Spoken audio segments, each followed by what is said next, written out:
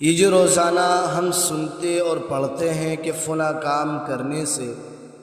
اتنی نیکیاں ملتی ہیں، تو یہ نیکیاں کیا چیز ہیں اور کس شکل میں ملتی ہیں؟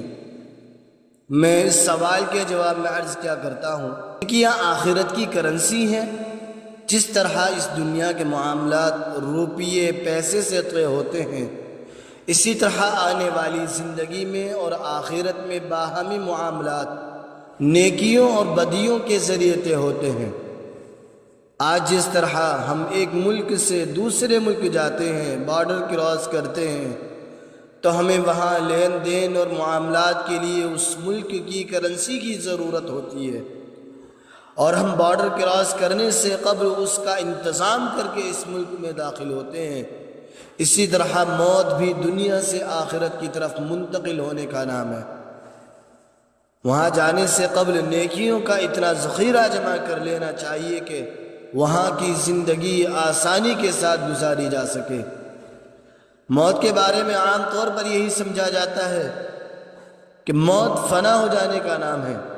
یہ غلط بات ہے۔ یہ مشرکین کا عقیدہ تھا، جس کی قرآن کریم نے جا بجا صراحت کے ساتھ تردید کی ہے اور بتایا ہے کہ موت فنا ہو جانے کا نام نہیں ہے، بلکہ دنیا سے آخرت کی طرف منتقل ہونے اور اس جہاں کا بارڈر کراس کر کے دوسرے جہان میں داخل ہو جانے کا نام ہے۔ اس اگلے جہاں کے معاملات نیکی اور بدی کی کرنسی میں طے ہوں گے۔ بہت سے مقامات پر باہمی حقوق کا فیصلہ کرتے وقت نیکیوں اور گناہوں کا تبادلہ کر کے حساب برابر ہوگا۔ اس لیے قرآن مقدس نے ترغیب دی ہے۔ جناب رسالت مآب صلی اللہ علیہ وسلم نے تلقین فرمائی ہے کہ زیادہ سے زیادہ ثواب کماؤ اور جتنی زیادہ ہو سکے نیکیاں حاصل کرو، تاکہ آخرت کی زندگی اور قیامت کے دن کے حساب کتاب میں تم سرخرو ہو سکو۔ لیکن سورہ کہف کی آیت جو ابھی میں نے آپ حضرات کے روبرو پڑھی ہے، الذین ضل سعیہم فی الحیاۃ الدنیا وہم یحسبون انہم یحسنون صنعا، اس میں اللہ رب العزت نے اس کے دوسرے پہلو کا ذکر کیا ہے اور فرمایا ہے کہ نیکیاں کمانے کے ساتھ ان کی حفاظت کرنا اور آخرت کے حساب کتاب کے وقت تک انہیں بچا کر رکھنا بھی ضروری ہے۔ اللہ تعالیٰ نے فرمایا قُلْ هَلْ نُنَبِّئُكُمْ بِالْأَخْسَرِينَ أَعْمَالًا الَّذِينَ ضَلَّ سَعْيُهُمْ فِي الْحَيَاةِ الدُّنْيَا وَهُمْ يَحْسَبُونَ أَنَّهُمْ يُحْسِنُونَ صُنْعًا۔ اللہ تبارک و تعالیٰ اپنے پیارے حبیب سے فرما رہے ہیں، اے پیغمبر صلی اللہ علیہ وسلم کہہ دیجئے کہ کیا ہم تمہیں ان لوگوں کے بارے میں نہ بتائیں جو اعمال کے لحاظ سے زیادہ خسارے میں ہیں۔ یہ وہ لوگ ہیں جن کی سعی دنیا کی زندگی میں رائے گاہ چلی گئی، حالانکہ وہ یہ سمجھتے ہیں کہ وہ بہت اچھے کام کر رہے ہیں۔ ایک خسارہ یہ ہے کہ کوئی شخص سرے سے کماتا ہی نہیں ہے، ایک شخص بھی خسارے میں ہے۔ لیکن دوسرا خسارہ یہ ہے کہ وہ شخص محنت مزدوری کرتا ہے، سارا دن مشقت کر کے کمائی کرتا ہے، لیکن اپنی کمائی ہوئی رقم کی حفاظت نہیں کر پاتا، اور وہ گھر تک پہنچنے سے قبل راستے میں ہی کہیں ضائع ہو جاتی ہیں۔ یہ دوسرا شخص پہلے سے زیادہ خسارے میں ہے،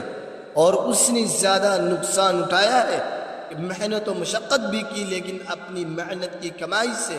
ضرورت کے وقت فائدہ نہ اٹھا سکا۔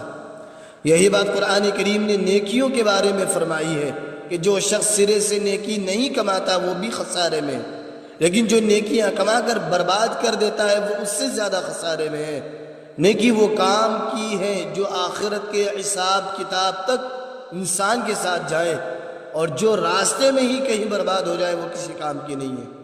بلکہ بس اوقات الٹا وبال کا باعث بن سکتی ہے۔ قرآن کریم نے ایسے متعدد افعال و اعمال کی نشاندہی کی ہے۔ محترم بزرگ اور عزیزوں، جو نیکیوں کو برباد کر دیتے ہیں، جس طرح بعض وائرس کمپیوٹر کے پروگراموں کو صاف کر دیتے ہیں اور انسان کا کیا ہوا کام ضائع ہو جاتا ہے، بالکل اسی طرح بعض اعمال ہماری زندگی کے ایسے ہیں جن کے ارتکاب سے ایک انسان کی نیکیاں ختم ہو جاتی ہیں، اور حاصل کیا ہوا؟ ثواب بالکل برباد ہو جاتا ہے۔ مسئلہ شرک کے بارے میں قرآن کریم نے کہا کہ اس سے اعمال حبط ہو جاتے ہیں، حتیٰ کہ اللہ رب العزت نے خود جناب نبی کریم صلی اللہ علیہ وسلم سے مخاطب ہو کر فرمایا لئن اشرکت لیحبطن عملک، اگر خدا نخواستہ آپ سے شرک سرزد ہو جائے تو آپ کی نیکیاں بھی برباد ہو جائیں گی۔ محترم بزرگ اور عزیزو، یہ یاد رکھ لیجئے کہ نبی گناہوں سے معصوم ہوتے ہیں، وہ کبھی گناہ کر ہی نہیں سکتے، لیکن شرک اتنا سنگین گناہ ہے، اتنا سنگین گناہ ہے کہ اللہ تعالیٰ نے اپنے پیارے حبیب کو فرمایا کہ آپ نبی ہیں، سرور کائنات ہیں آپ، لیکن اگر یہ خطا شرک جیسا گناہ آپ سے بھی ہو جائے تو آپ کے اعمال بھی برباد ہو جائیں گے۔ اس طرح اللہ تعالیٰ نے سورۃ الحجرات میں جناب کریم صلی اللہ علیہ وسلم کی مجلس و محفل کے آداب بیان کرتے ہوئے ذکر فرمایا، اے ایمان والو، یا ایہا الذین آمنوا لا ترفعوا اصواتکم فوق صوت النبی ولا تجہروا له بالقول، اے ایمان والو، اللہ اور اس کے رسول سے آگے بڑھنے کی کوشش نہ کرو۔ آج جیسے ہمارے یہاں کسی کو کوئی دین کی بات بتا دو تو سب سے پہلے اپنے مسئلے بتانے ہم لگ جاتے ہیں۔ قرآن کیا کہتا ہے، حدیث کیا کہتی ہے، ہمیں فرق نہیں پڑتا، لیکن سب سے پہلے ہم اپنے مسئلے اس کے اندر لگانے لگ جاتے ہیں، تخمہ لنگے اپنے لگانے ہم شروع کر دیتے ہیں۔ اللہ تعالیٰ نے کیا فرمایا سنیں، اللہ تعالیٰ فرما رہا ہے تمہاری آواز رسول اللہ کی آواز سے بلند نہ ہو پائے، کہیں ایسا نہ ہو کہ تمہارے اعمال حبط ہو جائیں اور تمہیں اس کا شعور بھی نہ ہو۔ یعنی اللہ تعالیٰ کے ساتھ کسی کو شریک کرنے کے بعد دوسرا سنگین جرم جس سے نیکیاں برباد ہوتی ہیں اور جناب نبی کریم صلی اللہ علیہ وسلم کی شان اقدس میں گستاخی ہے اور دربار رسالت کی بیعت بھی ہے، جس سے خود اللہ تعالیٰ نے ہمیں خبردار کیا اور فرمایا کہ میرے رسول کی شان میں تمہارا کوئی گستاخانہ طرز عمل، تمہاری بے خبری میں میری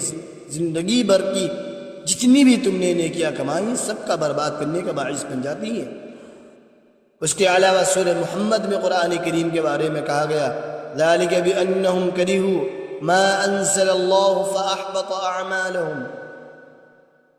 اللہ تعالیٰ نے اس آیت مبارکہ کے اندر فرمایا کہ انہوں نے اللہ تعالیٰ کے اتارے ہوئے احکام زیارت کے بارے میں ناپسندید اور کراہت کا اظہار کیا تو اللہ تعالیٰ نے ان کے اعمال برباد کر دیے۔ قرآن کریم کی آیات احکام اور ارشادات کے بارے میں خدا نخواستہ کراہت یا ناپسندگی کا کسی بھی درجے میں اظہار ایسا سنگین جرم ہے جس سے حاصل کیا ہوا ثواب ضائع ہو جاتا ہے، انسان کی کمائی ہوئی نیکیاں برباد ہو جاتی ہیں۔ قرآن کریم نے ایک اور عمل کا بھی ذکر کیا ہے جو نیکیوں کو برباد کرنے والا ہے، اور وہ ہے کسی پر احسان کر کے اسے جتلانا، جیسا کہ اللہ تعالیٰ نے قرآن کریم میں فرمایا یا ایہا الذین آمنوا لا تبطلوا صدقاتکم بالمن والأذى۔ آج کل ہم اصل میں کیا کرتے ہیں، ہم نے کسی کے اوپر احسان کیا اور پھر احسان جتلا دیا، اور اس کی کئی ساری قسمیں بیان کی گئی ہیں۔ سب سے پہلے تم اس آیت مبارکہ کا ترجمہ دیکھ لیں کہ اللہ تعالیٰ نے فرمایا اے ایمان والو، اپنے صدقات کو من اور اذا کے ساتھ باطل نہ کرو۔ منی کی جو تشریح مفسرین کرام رحمہ اللہ نے کی ہے، کرتے ہیں کہ کسی پر خرچ کیا ہے یا کسی کے ساتھ کوئی نیکی کی ہے اور اس کے بعد اسے منہ پر جتلا دیا کہ میں نے تم پر یہ خرچ کیا تھا اور تمہارے ساتھ یہ نیکی کی تھی، جبکہ ادا کی تشریح بعض مفسرین کے نزدیک یہ ہے کہ جس پر صدقہ یا احسان کیا اسے براہ راست منہ پر تو نہیں جتلایا، لیکن اس کی غیر حاضری میں کسی کے سامنے اس نیکی کا اس انداز سے ذکر کر دیا جس سے اس شخص کو اذیت پہنچتی ہو، تو ایسا کرنا بھی ممنوع ہے، اور ایسا کرنے سے بھی صدقے کا ثواب باطل ہو جاتا ہے۔ ظاہر بات ہے کہ جب صدقہ اللہ تعالیٰ کی رضا کے لیے ہے اور اس کا ثواب بھی اسی سے لینا ہے تو پھر بندے کو جتلانے کا کیا کوئی معنی نہیں ہے۔ اگر براہ راست بندے کو جتلا کر یہ کہہ دیا کہ میں نے تجھے دیا تھا تو پھر اللہ تعالیٰ سے اس کے ثواب کی امید نہیں رکھنی چاہیے۔ عزت مآب حضور پرنور صلی اللہ علیہ وسلم نے بھی بعض اعمال کے بارے میں فرمایا ہے کہ ان سے کسی مسلمان کی نیکیاں برباد ہو جاتی ہیں۔ مثلا حسد کے بارے میں فرمایا ان الحسد یاکل الحسنات کما تاکل النار الحطب، حسد نیکیوں کو ایسے کھا جاتا ہے جس سے آگ لکڑیوں کو کھا جاتی ہے۔ حسد ایک منفی جذبہ ہے جس کا شمار اخلاق رذیلہ میں ہوتا ہے۔ حسد اسے کہتے ہیں کہ انسان اپنے کسی بھائی، دوست یا رشتہ دار کو اچھی حالت میں دیکھ کر دل میں جلن محسوس کرے، کسی کے پاس کوئی نعمت دیکھی تو اس کی طبیعت تنگ پڑے اور اس کے دل میں خیال آئے کہ یہ نعمت مجھے نہیں ملی تو اسے کیوں ملی ہے۔ آج جیسے ہمارے یہاں پہ ایک مثال بہت مشہور ہے کہ انسان اپنے دکھ سے نہیں دوسرے کے سکھ سے پریشان ہے۔ کسی کا کاروبار اچھا چل رہا ہے، اس کو پٹ کرنے کی کوشش میں لگے ہوئے ہیں۔ کسی نے کوئی اچھا کما رہا ہے تو دل کے اندر جلن پیدا ہو گئی ہے، اگر میرے پاس یہ نعمت نہیں ہے تو خدا کرے اس کے پاس بھی نہ رہے۔ یہ منفی جذبہ ہے، بد اخلاقی ہے، برا عمل ہے۔ نبی کریم صلی اللہ علیہ وسلم کے ارشاد گرامی کے مطابق انسان کی نیکیوں کو اس طرح کھا جاتا ہے جس طرح آگ خشک لکڑیوں کو لمحوں میں جلا کر راکھ کر دیتی ہے۔ حسد کے برعکس ایک اور جذبہ جو مثبت ہے اور اچھا جذبہ ہے جسے عربی میں غبطہ کہتے ہیں اور اردو میں اسے رشک کہا جاتا ہے۔ یہ جذبہ یہ ہے کہ انسان کسی دوسرے شخص کو اچھی حالت میں دیکھے یا اس کے پاس کوئی نعمت اسے نظر آئے تو خوش ہو اور دل میں تمنا کرے کہ یا اللہ جس طرح آپ نے میرے اس بھائی پر مہربانی فرمائی ہے مجھ پر بھی اسی طرح مہربانی فرما دے۔ یہ محمود جذبہ ہے، اخلاق حسنہ میں ہے، اس پر اللہ تعالیٰ راضی ہوتے ہیں۔ محترم بزرگوں اور عزیزوں، قرآن کریم اور احادیث نبویہ میں اور بھی بہت سے برے اعمال مذکور ہیں جن کے بارے میں کہا گیا کہ یہ اعمال انسان کی نیکیوں کو برباد کر دیتے ہیں اور اس کے نیک اعمال کو غارت کر دیتے ہیں۔ اختصار کی وجہ سے ان میں سے چند کا میں نے ذکر کیا ہے اور مقصد یہ ہے کہ ہم جس طرح نیکیاں کمانے کی محنت کرتے ہیں، ثواب کے حصول کے لیے مشقت کرتے ہیں، اسی طرح ان نیکیوں کو بچانے اور آخرت تک وہ لے جانے کی فکر بھی کرنی چاہیے، ورنہ اگر قیامت کے روز نیکیوں کا خانہ خالی نکلا اس وقت پتہ چلے گا کہ جو تھوڑی بہت نیکیاں کمائی تھی وہ بھی دوسرے اعمال کی وجہ سے برباد ہو چکی ہیں۔ تو یہ بہت بڑے خسارے کی بات ہوگی، اس سے بڑا